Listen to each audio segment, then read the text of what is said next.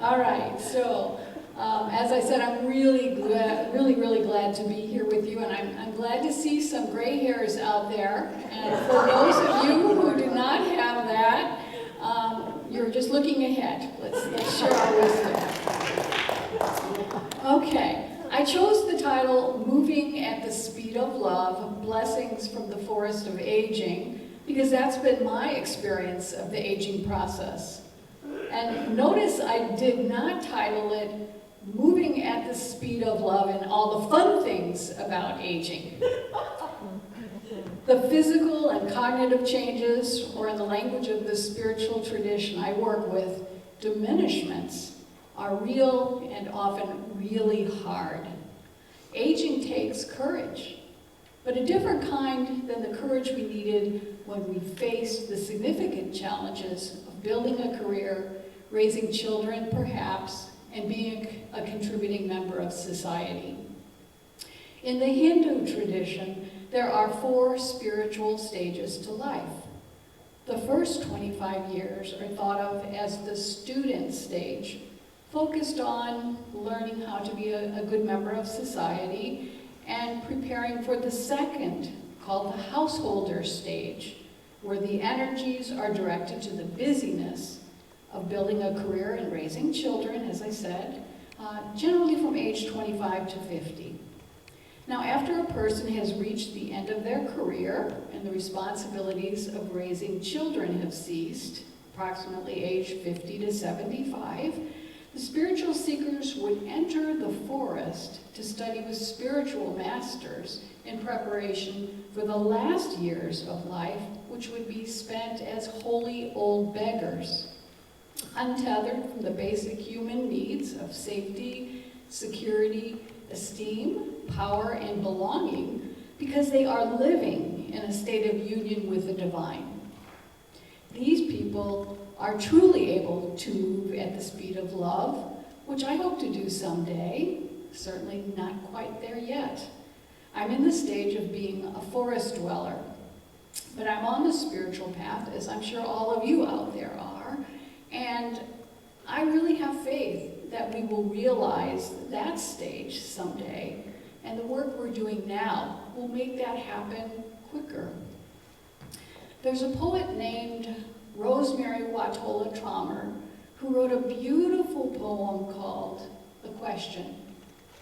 She was inspired to write it after a friend asked her, "Is this the path of love?" during a conversation they were having. I think it's an excellent question for us, regardless of the spiritual stage of life that we're in. I'm going to read it to you now. And I do have copies of the poem and the blessing that I'll read at the end in the back area there if anybody is interested in having one. The question. All day I replay these words. Is this the path of love? I think of them as I rise, as I wake my children, as I wash dishes, as I drive too close behind the slow blue Subaru. Is this the path of love? Think of these words as I stand in line at the grocery store. Think of them as I sit on the couch with my daughter. Amazing how quickly 6 words become compass, the new lens through which to see myself in the world. I notice what the question is not. Not, is this right? Not, is this wrong? It just longs to know how the action of existence links us to the path of love. And is it this? Is it this? All day, I let myself be led by the question. All day, I let myself not be too certain of the answer. Is it this? Is this the path of love? I ask as I wait for the next word to come. Now, an important part of mature spirituality is learning to value the questions more than the answers, the mystery of it all, rather than the certainty of youth. I hope you will get in the habit of asking, is this the path of love, rather than focusing on being right, especially as elders in these disrespectful times. We are modeling to those coming up behind us. Now, the spiritual teacher James Finley asked the question in a different way, but one equally worth pondering in moments of challenge. He says, "What would love have me do? What would love have me do?" No easy answers, just good questions. Now, the Buddhist author Kathleen Dowling Singh, who is one of the inspirations for the program I direct called Forest Dwelling, Spirituality for Our Wisdom Years, wrote several books, one of which is called The Grace in Aging. In it, she points to the many gifts that are received as we embrace the hard realities of aging bodies and minds. She encourages us along the path of love, saying, if we have any desire to ripen into spiritual maturity, into the abiding existence of the sacred, of all that lies beyond this small self, now is the time. Incidentally, she was set to be on the faculty of our program, which started in 2019, and she died rather suddenly the summer before it started. Her wisdom and insights are beautiful and compelling, so you might want to pick up a copy of her book, The Grace in Aging.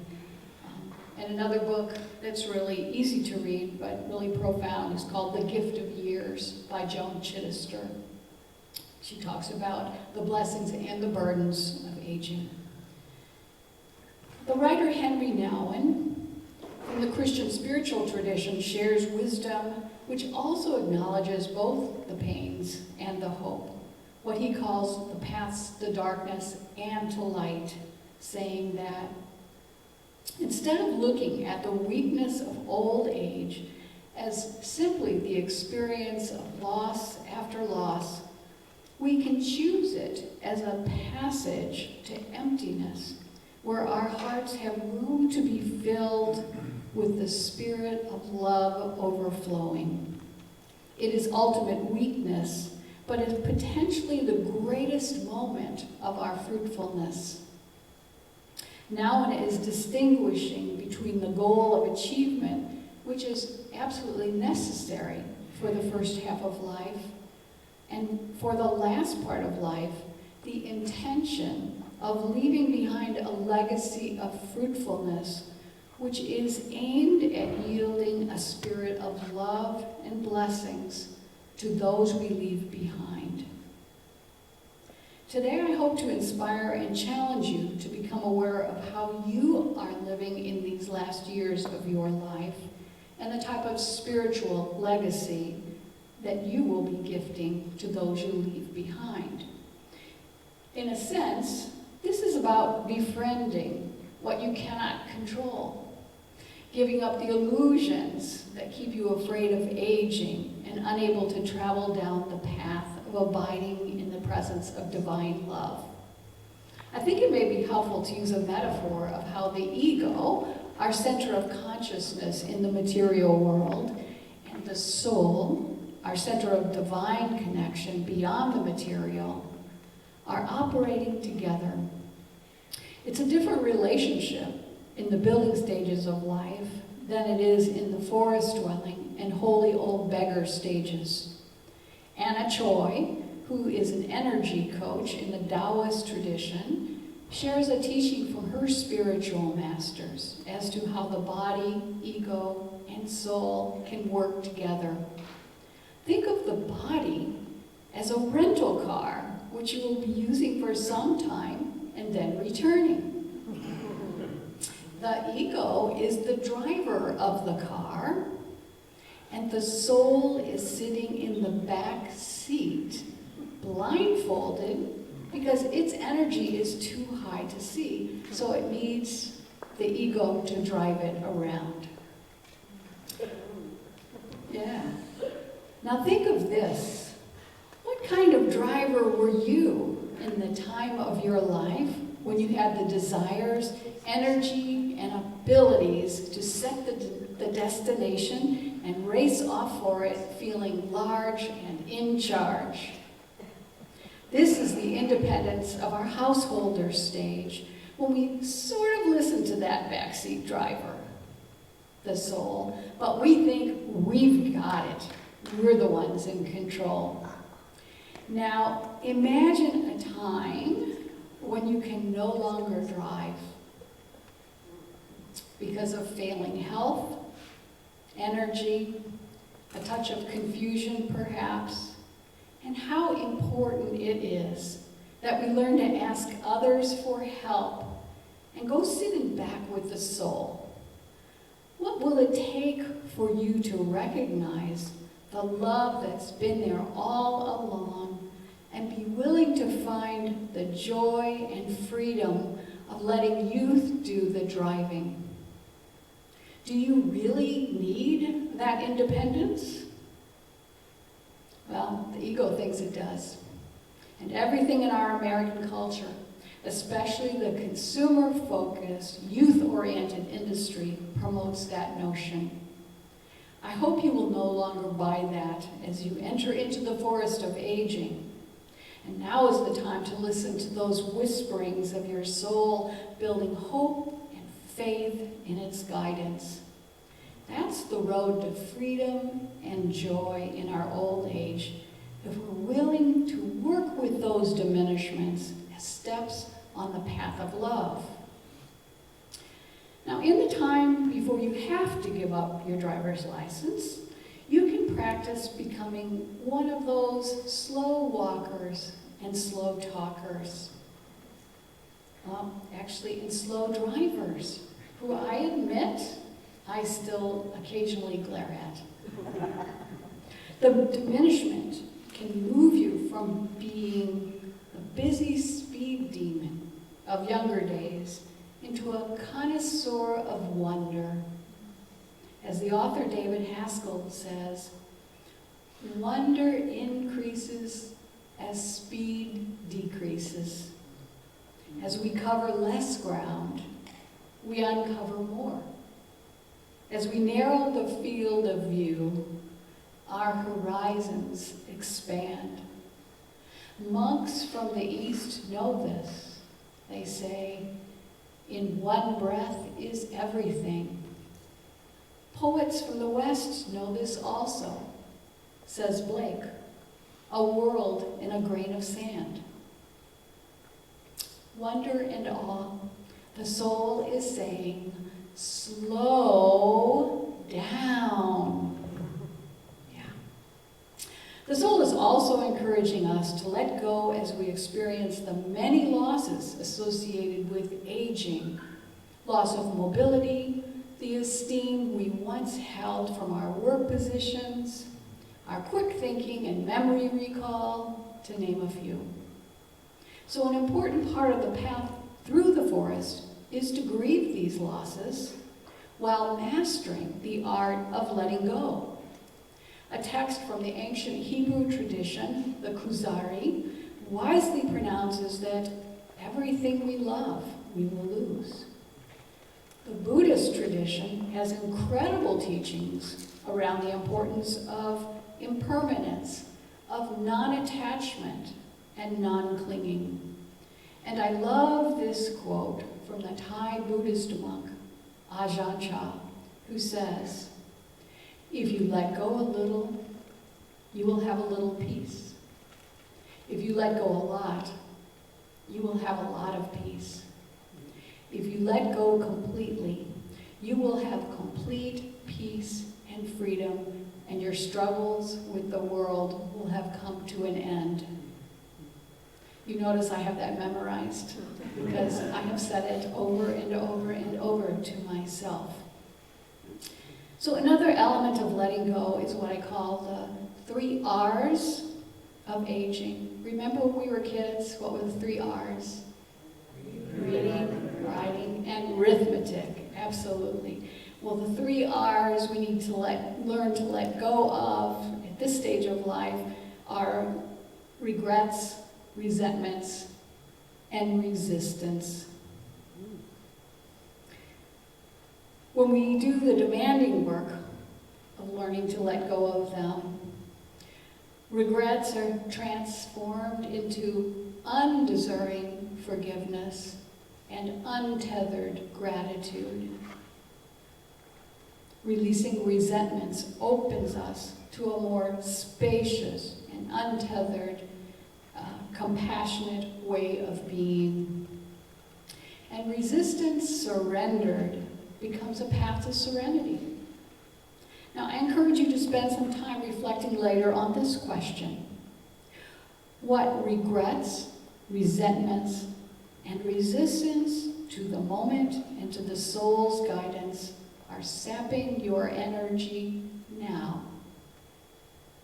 What regrets, resentments, and resistance to the moment and to the soul's guidance are sapping your energy?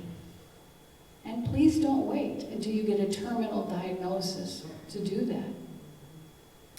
I'd like to finish my talk with this blessing from the Irish writer John O'Donoghue. I think he pronounces it O'Donoghue. As I said, he was from Ireland, and he wrote from the Celtic Christian tradition. He's got beautiful, beautiful work. Highly recommended. So here is my blessing for you through John O'Donoghue's words. May the light of your soul mind you. May all of your worry and anxiousness about becoming old be transfigured. May you be given a wisdom with the eye of your soul to see this beautiful time of harvesting.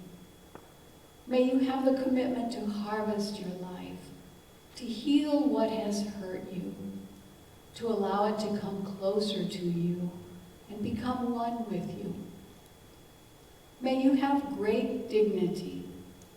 May you have a sense of how free you are. And above all, may you be given the wonderful gift of meeting the eternal light and beauty that is within you. May you be blessed, and may you find a wonderful love in yourself, for yourself. Amen.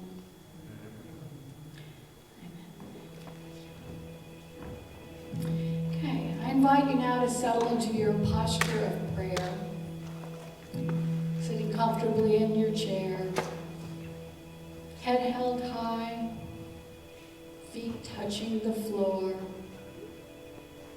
And if you'd like, close your eyes or simply soften your gaze. And now allow your inhales to become slower. Your exhales longer. Breathing with awareness. Cultivating a sense of gratitude for all that you are receiving in this life. And as we move our attention deep within, the heart of our sacred hearts joins with the heart of the universe.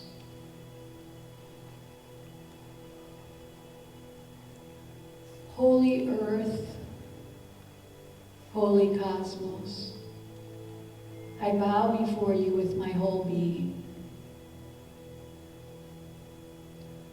Holy creatures, holy nature, I kneel upon the earth in honor and thanksgiving of your blessed bounty. Holy waters, holy mountains, I lay my body on your temple in gratefulness for nurturing my tender soul. Holy passion, holy longing, I rise up before you, a devotee of truth, following wherever you lead me. Holy silence, holy solitude, I place my hands over my heart, breathing in serenity and breathing out your peace. Holy sorrow, holy suffering, I close my hands in prayer. May I bear every wound with compassion and non-harm. Holy humility, holy emptiness, I bow my head before you. I have become open for your all to shine in my soul. Holy freedom, holy rejoicing, I open my heart to the world, offering myself to this day in joyfulness and gratitude.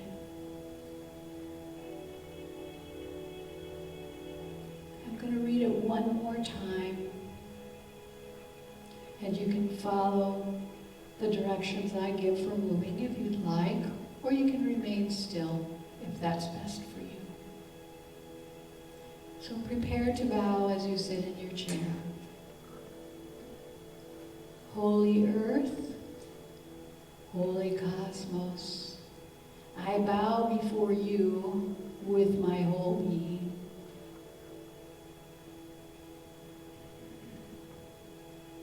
Now please move to the front edge of your chair, tucking your feet under as if you were about to kneel. Holy creatures, holy nature, I kneel upon the earth in honor and thanksgiving of your blessed bounty.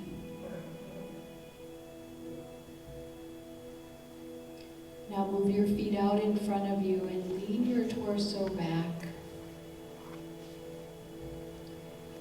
Holy waters, holy mountains, I lay my body on your temple in gratefulness for nurturing my tender soul.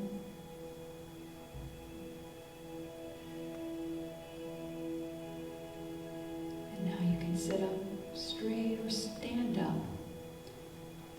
Holy passion, holy longing, I rise up before you, a devotee of truth, following wherever you lead me. And place your hands over your heart. Holy silence, holy solitude, I place my hands over my heart, breathing in serenity and breathing out your peace. And now move your hands to prayer position over your heart. Holy sorrow, holy suffering, I close my hands in prayer. May I bear every wound with compassion and non-harm. And now bow your head. Holy humility, holy emptiness, I bow my head before you. I have become open for your all to shine in my soul. And now open your arms wide over your head in a V. Holy freedom, holy rejoicing. I open my heart to the world, offering myself to this day in joyfulness and gratitude. Amen. May it be so.